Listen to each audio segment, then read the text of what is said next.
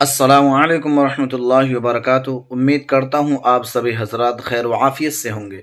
मैंने अपनी कल की वीडियो में अज़ान की कुछ फजीलतें बताई थी, तो मेरे भाइयों आज मैं आपको ये भी बताता हूँ कि अगर कोई इंसान किसी जगह पर अकेले नमाज पढ़ता हो, तन्हा नमाज पढ़ता हो और वो इकामत के साथ नमाज पढ़ रहा है, तो उसके साथ जो है दो फरिश्ते नमाज पढ़ते हैं।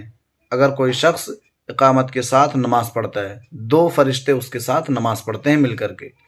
लेकिन अगर वही शख्स तन्हा नमाज पढ़ने वाला अजान भी दे और इकामत के साथ साथ नमाज पढ़े, तो अल्लाह तबारक व तआला फरमाते हैं कि उसके साथ फिर पूरे फरिश्ते की लश्कर जो है उसके साथ नमाज पढ़ती है मिलकर के। बहुत सारे फरिश्ते उसके साथ फिर नमाज पढ़ने के लिए आ जाते हैं मेरे भाइयों। ये है अजान और इकामत की फजीलतें।